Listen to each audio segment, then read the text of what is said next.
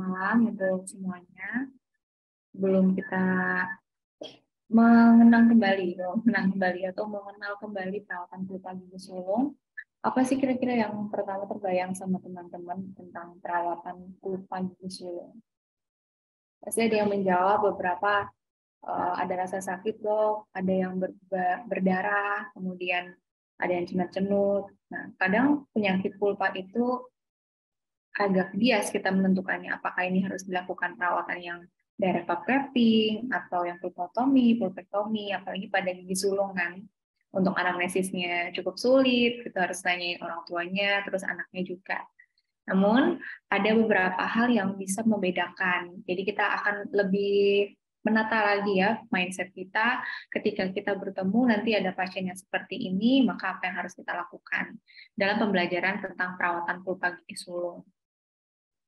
Untuk mind mapping, supaya kita gampang memetakannya, perawatan pulpa pada anak itu dibagi jadi ada yang pada gigi sulung dan juga ada gigi permanen. Kan ada gigi permanen muda tuh, usianya 6, 7, sampai 8. Untuk yang gigi sulung, perawatan itu macamnya ada indirect pulp capping, kemudian direct pulp capping.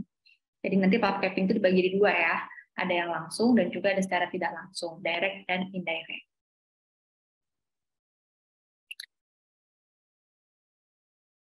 Kemudian untuk yang pulpotomi, nanti ada yang vital, devital, dan juga non-vital. Serta satunya lagi adalah pulpektomi.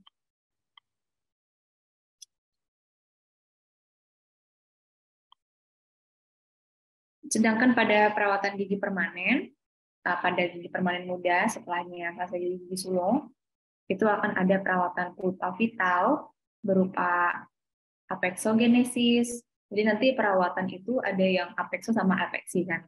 Kalau yang apexo itu ketika nanti pulpanya masih dalam keadaan vital, tapi kalau sudah apeksifikasi itu ketika pulpanya sudah non vital.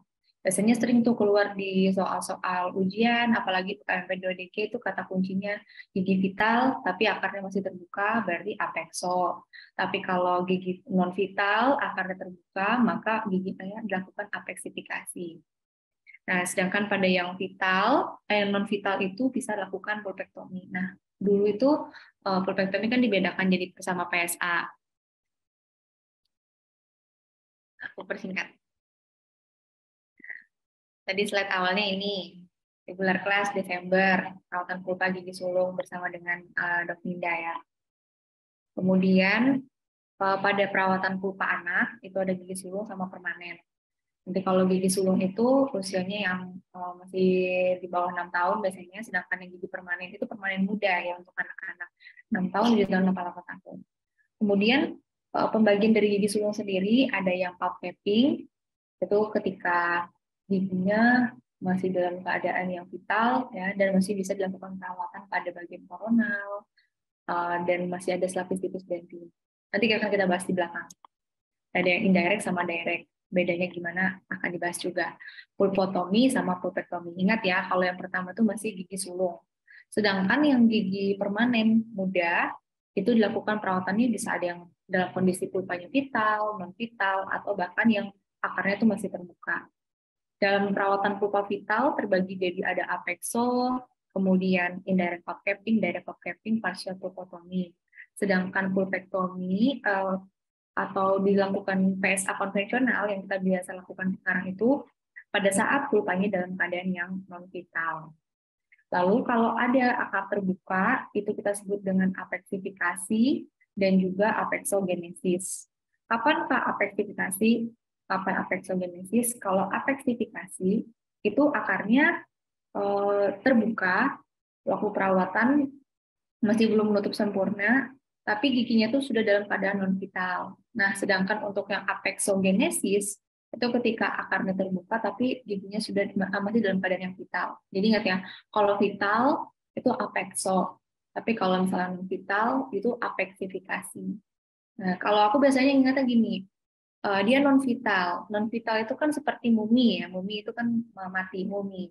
Jadi aku mumifikasi. Nah, aku mengingatnya jadi apeksifikasi kayak gitu. Jadi hampir sama kan fikasi. Lanjut. Kita bahas satu-satu ya, mulai dari indirect pulp capping.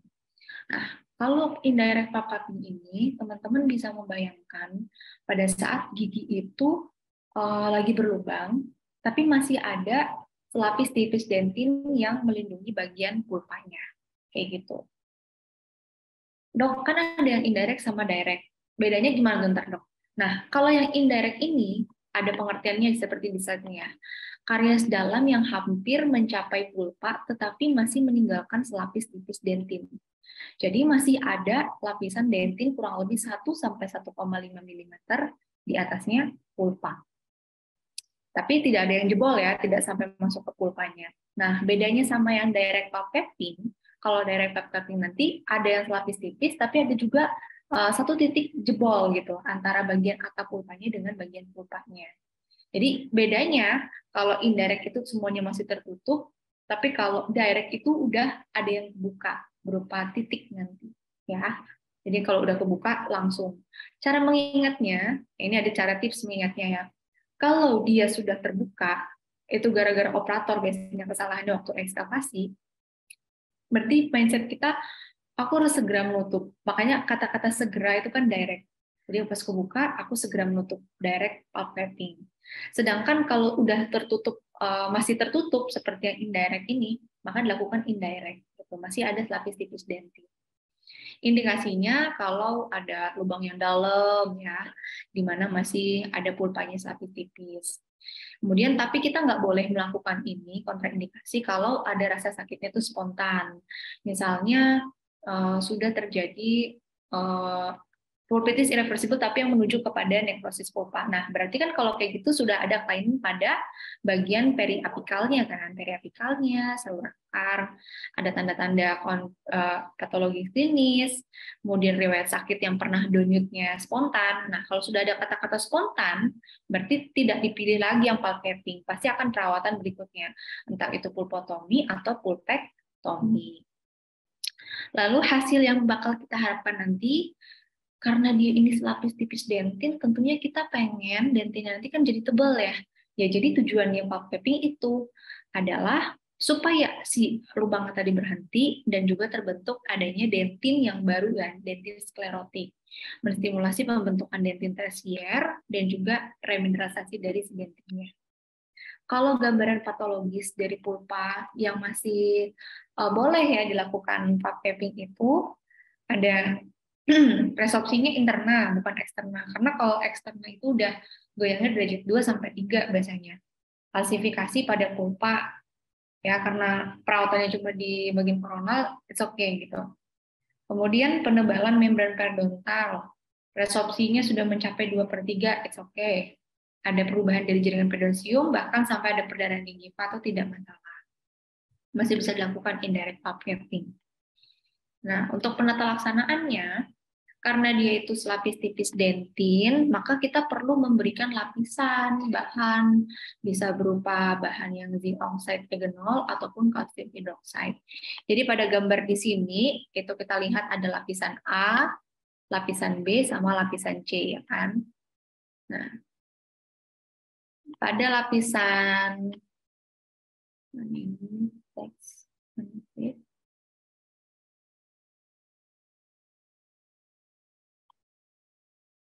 pada lapisan A itu kita memberikan pulpanya akan diekspos untuk dihilangkan terlebih dahulu ininya ya, jaringan kariesnya. Nah, jadi ini A-nya dihilangin dulu kariesnya sampai bersih dan masih meninggalkan selapis tipis dentin. Kemudian baru yang B, all decay is element except udah selesai, baru kita berikan lapisan berupa CA-alpha atau ZOE. Nah, itu bahan lapisan dari perawatan pulpa gigi sulung. Kemudian setelah kita sudah melakukan memberikan bahan dari pulp capping tadi, lakukan penumpatan akhir. Nah, kalau dulu tuh masih bisa berupa amalgam, tapi kan kalau kita sekarang tahu ya dampak negatifnya amalgam itu apa. Jadi kita menghilangkan adanya tumpatan amalgam. Pilih tumpatan lain, masih ada tumpatan seperti komposit atau di SSC kan gigi anak kecil. Nah, ini ya. Kemudian Kalau sudah dilakukan, kita udah tahu kedalamannya, kariesnya, isolasi daerah kerja, bur yang digunakan itu bisa menggunakan bur fissure, tapi pertama itu kalau bagusnya pakai round dulu ya, round untuk membersihkan karies-kariesnya, lalu di fissure, diluaskan, dan diekskavasi kalau teman-teman takut mengenai bagian pulpanya. Jadi memang harusnya dibaginya diekskavasi ya, apalagi lapisan gigi anak itu kecil dan tipis. Lalu dikeringkan, baru dilapiskan bahannya itu berupa kalsium hidroksida. Setelah kalsium hidroksida, di atasnya itu diberi zinc fosfat semen atau sebagai basis ya. Jadi bawahnya itu linernya, kemudian atasnya basis, baru tempatan permanen. Bisa dilakukan stainless steel crown, glass ionomer semen. Teman-teman kalau ada yang mau bertanya, boleh dilakukan di open mic atau pakai kolom chat Zoom ya.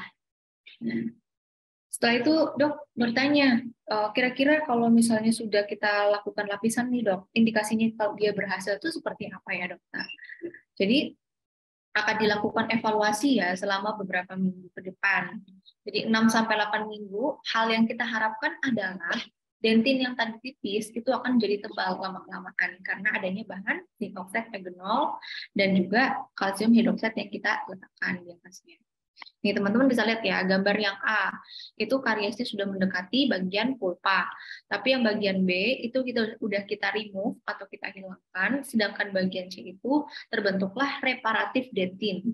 Ya, formasinya sudah terbentuk. Ini yang kita harapkan. Jadi bagian pulpanya itu akan tertutup oleh dentin yang tebal dan adekuat. Ada yang bertanya, dokter, kalau misalnya bahan indirect itu, apakah hanya kalsium hidroksida saja ya?